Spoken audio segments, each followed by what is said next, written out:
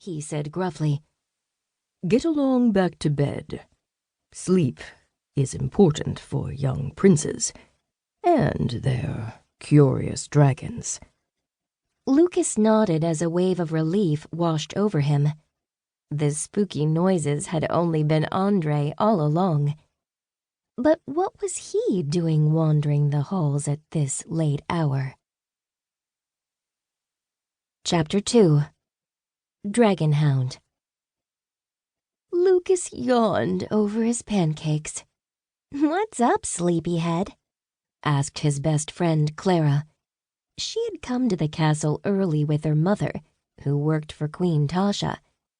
Lucas rubbed his eyes and sat up in his chair. "Ruskin and I had a late night," he said. Clara sat down at the table. "How come?" Lucas told Clara all about the weird sounds, the mysterious chill in the hallway, the glowing light, and bumping into Andre. "Wow," Clara said. "That does sound creepy, though Ruskin doesn't seem nearly as tired as you." The dragon was busy scratching and sniffing at one of the dining room doors. "Ruskin, no!" the prince scolded. He didn't want the young dragon getting in trouble with his parents. Ruskin listened to his friend and stopped scratching, but kept sniffing at the door. Clara stood and walked over to Ruskin. "He really wants whatever is behind here." In one smooth move, Clara pulled the handle, and Ruskin escaped through the opening. Lucas leaped up. He was wide awake now. "What is it?"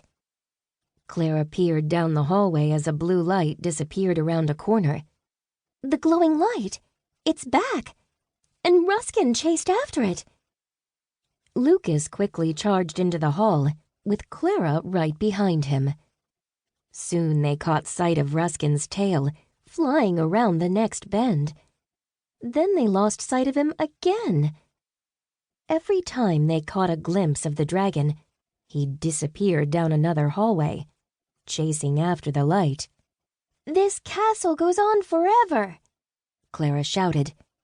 Lucas yelled over his shoulder, "Don't worry, there's a dead end coming up." Sure enough, Ruskin was waiting at the dead end. The dragon sat in a heap, rubbing his head and squawking at the wall. The last of the glowing mist seeped through the wall and was gone. "Whoa! Did you see that?" Clara exclaimed, her eyes round with wonder. "What was that?" Lucas touched the cold, hard stones. "I don't know," he said, "but whatever it was, it just went through a solid wall." Chapter 3. Seeing Things. Clara tried to make sense of what they had just seen. "Perhaps our eyes were playing tricks on us," she suggested. Lucas sighed as they walked back down the hall. "Maybe it's because we haven't eaten breakfast." Clara's stomach agreed, letting out a loud rumble, which made both of the friends laugh.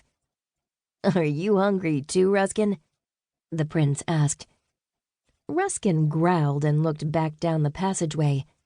He was more interested in what he'd been chasing than in food. The kids hurried into the royal kitchen. "Good morning, Cook," Lucas said. "We're really hungry." Cook turned around from a pot of soup he'd been stirring. "I just threw out your untouched pancakes," he grumbled. "If you want something to eat, you'll have to fetch it yourself."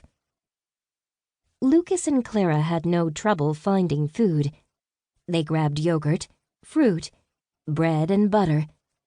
As they carried their breakfast to the kitchen table, they heard Cook whistle for Ruskin. "Here, boy," he called. "I saved you a nice juicy bone." Ruskin scampered after Cook as he left the room. "Hopefully this food will cure us of seeing things," Lucas said as the kids sat down at the table. No sooner had Lucas spoken these words than a strange woman appeared in the kitchen. She had long...